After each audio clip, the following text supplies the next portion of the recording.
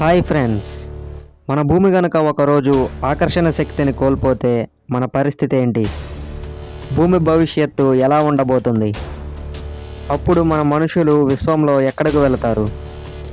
భూమండలం ఏమవుతుందో ఈ వీడియోలో చూద్దాం. ఈ వీడియోని స్కిప్ చేయకుండా మొత్తం చూడండి, లేకపోతే కొన్ని పాయింట్స్ అర్థం కావు, కొన్ని లాజిక్స్ కూడా మిస్ అవ్వడం జరుగుతుంది. ఈ వీడియో చాలా ఇంట్రెస్టింగ్గా ఉంటుంది ఫ్రెండ్స్.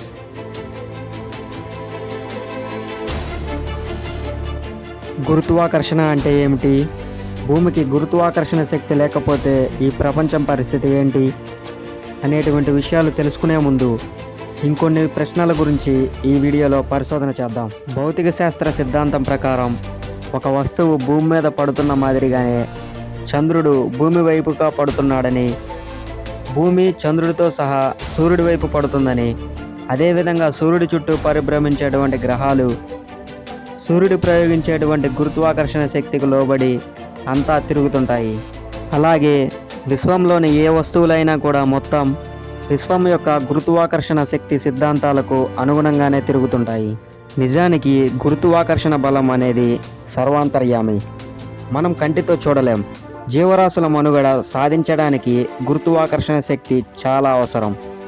ఇదొక్కటే సకల చరాచర సృష్టిని నియంత్రిస్తోంది, ఇలా అన్నింటినీ పట్టి ఉంచుతుంది. ఒక్క మాటలో రెండు వస్తువుల్ని లేదా వాటి యొక్క ద్రవ్యరాశుల్ని దగ్గరకు లాగుతూ పట్టుకొని ఉంచడమే గురుత్వాకర్షణ బలం. ఇది లేకపోతే విశ్వమంతా ఎక్కడికో వెళ్ళిపోయేది. ఈ ఆకర్షణ శక్తి ప్రదేశాన్ని బట్టి మారుతూ ఉంటుంది. చంద్రుడి గురుత్వాకర్షణ శక్తి మన భూమి గురుత్వాకర్షణలో 6వ వంతు ఉంటుంది. అలా గ్రహాలన్నిటిపై ఈ బలం రకరకాలుగా ఉంటుందన్నమాట. మన భూమి మీద ఉన్నటువంటి వస్తువుకు భూమికి మధ్య గురుత్వాకర్షణ బలం పనిచేస్తుంటుంది. ఉదాహరణకు ఒక యాపిల్ను భూమి ఎంత బలంతో తన వైపుకు లాగుతుందో అంతే బలంతో ఆ యాపిల్ కూడా భూమిని అంతే బలంతో తన వైపుకు లాక్కుంటుంది. భూమిపై యాపిల్ యొక్క త్వరణం అనగా వేగం రేటు చాలా తక్కువగా ఉంటుంది. కాబట్టి ఆ యాపిల్ భూమిని తన వైపుకు లాగుతున్నట్లు మనకు అనిపించదు. ఈ రెండు బలాలు సమాన స్థాయిలో వ్యతిరేక దిశల్లో ఉండటం వల్ల అవి ఒక క్రమ పద్ధతిలో ఉంటున్నాయి. విశ్వం యొక్క గురుత్వాకర్షణ నియమం ప్రకారం ఒక రెండు వస్తువుల మధ్య ఆకర్షణ బలం అనేది భౌతికంగా ఢీ కొనకపోయినా ఈ నియమం పనిచేస్తుంది. విశ్వంలోని ఈ ఆకర్షణ బలం అనేది దూరంలో ఉన్నటువంటి వస్తువు లేదా గ్రహాలు వేరే దూరంలో ఉన్నటువంటి గ్రహాలపై వస్తువులపై ప్రయోగించి తన వైపుకు లాక్కుంటుంది. ఉదాహరణకు ఉల్కలు అనేవి విశ్వంలో సంచరిస్తూ భూవాతావరణ కక్షలోకి ప్రవేశించినప్పుడు భూమి యొక్క ఆకర్షణ బలం వలన భూమి వాతావరణంలోకి పడుతుంటాయి. కొంత ప్రాంతం వరకు వాటి ప్రభావం ఉంటుంది.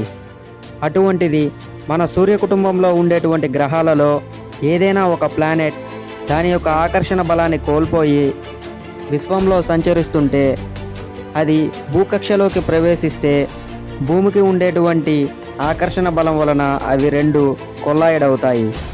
అప్పుడు మానవ మనుగడ మొత్తం ప్రశ్నార్థకంగా ప్రమాదకరంగా మారుతుంది. ముఖ్యంగా విశ్వంలోని ఏ రెండు కణాల మధ్య అయినా ఆకర్షణ బలం ఉంటుందని, ఈ బలం ఆ ద్రవ్యరాశులను కలిపేటువంటి రేఖ వెంబడి పయనిస్తుంటుంది. ఫ్రెండ్స్, ఇక్కడ ద్రవ్యరాశి అనగా బరువు అని అర్థం. భూమి ఈ ప్రపంచం యావత్తు భారాన్ని మోస్తున్నప్పుడు భూమి బరువు ఎంత ఉంటుంది అనే విషయం కూడా గురుత్వాకర్షణ స్థిరాంకం జీ విలువను కనుక్కున్న ఫలితంగానే భూమి బరువును లెక్కించడం అనేది మనకు సాధ్యమైంది. చంద్రుడు భూమి చుట్టూ చేసే ప్రదక్షిణానికి 27.3 రోజుల సమయం పడుతుంది. భూమికి చంద్రుడికి మధ్య దూరం 3,85,000 కిలోమీటర్లు. సాధారణంగా ఏదైనా ఒక శాటిలైట్ భూమి ఆకర్షణ శక్తిని అధిగమించి నిర్దిష్ట కక్షలో ప్రవేశించడానికి కావలసినటువంటి వేగం సెకనుకు సుమారుగా 11.2 కిలోమీటర్లుగా ఉండాలి. ధృవాల వద్ద భూ వ్యాసార్థం 6,357 కిలోమీటర్లు, భూమధ్యరేఖ వద్ద 6,378 కిలోమీటర్లు ఉంటుంది. కాబట్టి గురుత్వాకర్షణ వేగం అనేది నార్త్ అండ్ సౌత్ పోల్స్ మధ్య ఎక్కువగాను, భూమధ్యరేఖ వద్ద కనిష్టంగాను ఉంటుంది. భూమి యొక్క ధృవాల వద్ద ఉండే దేశాల్లో మనుషుల యొక్క బరువు ఎక్కువగాను, భూమధ్యరేఖ వద్ద ఉండే దేశాల్లో తక్కువగానే ఉంటుంది. దీనికి కారణం మనం భూమి మీద నుండి ఎత్తుకు వెళ్ళే కొద్దీ భూమికి మనకు మధ్య దూరం పెరుగుతుంది. మనం స్పేస్లోకి వెళ్ళే కొద్దీ మన శరీరం కొంత బరువును కోల్పోతుంది. భూ వాతావరణం నుండి సగం ఎత్తుకు వెళ్ళగలిగినా కూడా వస్తువు బరువు అనేది భారరహితంగా మారుతుంది. అంతేకాకుండా భూమి యొక్క భూగర్భంలోని భూకేంద్రకానికి కనుక మనం వెళ్ళినట్లయితే కూడా వస్తువు బరువు కొంత కోల్పోవడం జరుగుతుంది. మీకు ఒక అనుమానం రావచ్చు, మనం భూకేంద్రకంలో ఉన్నా కూడా భూమి మీదనే ఉన్నాం కదా, వస్తువు బరువు ఎలా తగ్గుతుంది అని. అసలు భూమిలోకి మనం వెళ్ళేటప్పుడు భూమి కేంద్రకానికి దగ్గరగా వెళ్ళినా కూడా వస్తువు అనేది భూమిలోనే భాగంగా ఉంటుంది. కాబట్టి భూమి మొత్తం ద్రవ్యరాశి అనేది భూమి ఆకర్షణ వల్ల కలుగుతుందని చెప్పలేం. భూమి యొక్క లోతుకు వెళ్ళే కొద్దీ జీ విలువ మారుతూ ఉంటుంది.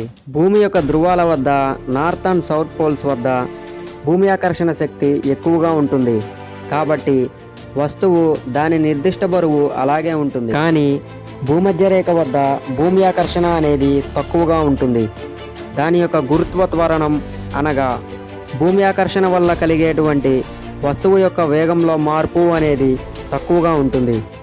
అందువల్ల భూమిలో మధ్యకు చేరగలిగిన వస్తువు అనేది కొంత బరువును కోల్పోవలసి వస్తుంది. అసలు మనం వస్తువులో ఉండే పదార్థ పరిమాణాన్ని ద్రవ్యరాశి అంటాం. బరువు అనేది పరిమాణాన్ని బట్టి మారదు, అది ఒక అదిశ రాశి. ఒక సామాన్యమైనటువంటి స్ప్రింగ్ త్రాస్ సహాయంతో ఒక వస్తువు యొక్క భారం దాని మీద ఉంచి ఎంత ఉంటుందో వస్తువు బరువును మనం తెలుసుకోగలుగుతున్నాం. ఉదాహరణకు కేజీ ప్రత్తిని, కేజీ ఇనుమును ఏది బరువు అంటే రెండు కూడా సమానమే. పరిమాణం ఎంతైనా చివరకు వస్తువు బరువు 1 కేజీ మాత్రమే ఉంటుంది. భూమి ఆకర్షణ శక్తి వల్ల వస్తువు వేగం అనగా గురుత్వ త్వరణం అనేది ప్రదేశాన్ని బట్టి మారుతుంది. కాబట్టి వస్తువు భారం మారుతుంది. భారం మారితే వస్తువు కొంత బరువును కోల్పోతుంది. అందువల్ల మనిషి యొక్క బరువు కూడా తగ్గాలి అంటే భూమిపైన అంతరిక్షంలోకి ఎత్తుకు వెళ్ళడమో లేదా భూమి అంతర్భాగానికి వెళ్ళడమో జరగాలి. ఒక వ్యక్తి యొక్క బరువు భూమి మీద 77 కిలోగ్రాములుగా ఉంటే చంద్రగ్రహంపై మాత్రం దాదాపుగా కేవలం 12 కిలోగ్రాములుగా ఉంటుంది. ఈ గురుత్వాకర్షణ వలనే గ్రహాలు అనేవి సూర్యుడి చుట్టూ, ఉపగ్రహాలు అనేవి గ్రహాల చుట్టూ తిరుగుతుంటాయి. భూమి మీద వస్తువులు భూమిపై అలాగే ఉంటున్నాయి. మనం పీల్చేటువంటి గాలిలో ఉండే గాలి అణువులు సైతం భూమి ఆకర్షణ బలాన్ని మించి బయటకు వెళ్ళడానికి వాటి యొక్క శక్తి సరిపోదు. ఉదాహరణకు సాధారణంగా ఒక ఉపగ్రహం భూమి ఆకర్షణ శక్తిని అధిగమించి అంతరిక్షంలోకి వెళ్ళాలి అంటే సెకనుకు సుమారుగా 11.2 కిలోమీటర్ల వేగం అందుకోవాలి. దానికి ఎక్కువ మొత్తంలో ఇంధనం కూడా కావాలి. అందువలన గాలి అణువులు అనేవి భూమిని అంటిపెట్టుకునే ఉంటాయి. మనం ఆహారాన్ని తినగలుగుతున్నాం, ముందుకు వెనుకకు నడవగలుగుతున్నాం.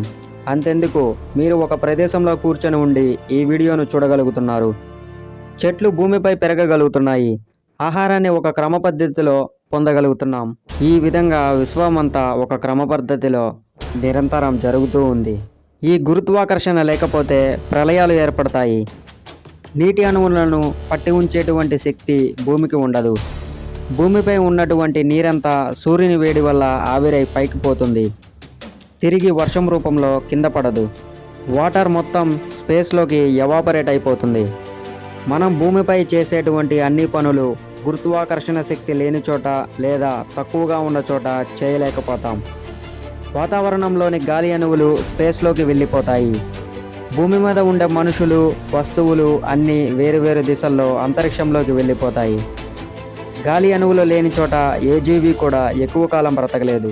మన భూమి కూడా సూర్యుని చుట్టూ నిర్దిష్ట కక్షలో ఎలాగైతే తిరుగుతుంటుందో ఆకర్షణ శక్తిని ఉన్నట్లుండి కోల్పోతే సూర్యుని యొక్క ఆకర్షణ బలానికి, సూర్యుని వేడికి అందులో కలిసిపోవడం జరుగుతుంది. ఒక్కొక్కసారి మన సౌర కుటుంబంలో దగ్గరగా ఉండేటువంటి చంద్రుడు, బుధుడు లాంటి గ్రహాలను కూడా ఢీకొనొచ్చు. ఉల్కలు అనేవి అంతరిక్షంలో పయనిస్తూ గ్రహాల మీద గురుత్వాకర్షణ వలన ఎలా పడుతుంటాయో అలా భూమి కూడా ఇతర గ్రహాలపై పడవచ్చు. సౌర కుటుంబంలోని గ్రహాలు అన్నీ కూడా వాటి గతులు తప్పి ఒకదానితో ఒకటి ఢీకొనే అవకాశం ఉంటుంది. దాదాపుగా గ్రహాల బరువు అనేది పెద్ద మొత్తంలో ఉంటుంది. కాబట్టి ఒక ప్లానెట్ ఇంకొక ప్లానెట్తో కొలిజన్ జరిగినట్లయితే ఆ ప్లానెట్ మొత్తం మీద తీవ్రమైనటువంటి ప్రభావం ఉంటుంది. ఈ విశ్వంలోని పెద్ద పెద్ద అగ్నిగోళాల తరువాత కాలక్రమేణా అవి సూర్యుడు లాంటి నక్షత్రాలుగా, తరువాత గ్రహాలుగా, మూన్స్గా, సూపర్నోవా, న్యూట్రాన్ స్టార్గా, చివరకు అవి కాలక్రమేణా బ్లాక్ హోల్స్, కృష్ణబిలాలుగా రూపాంతరం చెందడానికి ప్రతి గ్రహం కూడా దానిని పట్టి ఉంచేటువంటి గురుత్వాకర్షణ శక్తిలోని మార్పుల వలనే సాధ్యమవుతుంది. మన సౌర కుటుంబంలోని ఇతర గ్రహాలపై ఆకర్షణ శక్తి అనేది రకరకాల దశల్లో ఉంటుంది. కాబట్టి అక్కడ నీరు, గాలి మరియు ఇతర జీవుల మనుగడకు అవసరమైనటువంటి వాతావరణం ఉండలేకపోతుంది. చంద్రగ్రహం మీద గురుత్వాకర్షణ లేని కారణంగా వ్యోమగాములు ఆ గ్రహం మీద నడవటానికి వీలుగా ఉండటానికి ఎక్కువ బరువు కలిగినటువంటి ప్రత్యేక దుస్తులను వేసుకుంటారు. భూమండలం మీద నిర్జీవాలు ఏవీ ఉండవు. యావత్తు అంతరిక్షంలోకి దూసుకు వెళ్ళిపోతాయి. కొద్ది క్షణాల్లోనే జీవరాశుల మనుగడ క్లిష్టతరమవుతుంది. జీవరాశులు అనేవి అంతరించిపోవడం జరుగుతుంది. ఫ్రెండ్స్, ఈ వీడియో కోసం చాలా కష్టపడడం జరిగింది. ఈ వీడియోను ఒక లైక్ చేసి ఈ సమాచారం ఇంకొంతమందికి చేరే అవకాశం ఉంటుంది. ఇటువంటి ఆసక్తికరమైనటువంటి విషయాలను మరిన్ని మీ ముందుకు తీసుకురావడం జరుగుతుంది. ఈ వీడియో మీకు ఎలా అనిపించిందో కామెంట్ సెక్షన్లో కామెంట్ చేయండి. ఇంకా ఎవరైనా మన ఛానల్ని సబ్స్క్రైబ్ చేసుకోకపోతే రెడ్ కలర్ సబ్స్క్రైబ్ బటన్ని క్లిక్ చేయండి. మన ఛానల్ నుంచి వచ్చేటువంటి అప్డేట్స్ నోటిఫికేషన్ ద్వారా మీకు వెంటనే వస్తాయి. ఈ వీడియోను మీ ఫ్రెండ్స్కు, మీ ఫ్యామిలీస్కు కూడా షేర్ చేయండి. Thank you friends.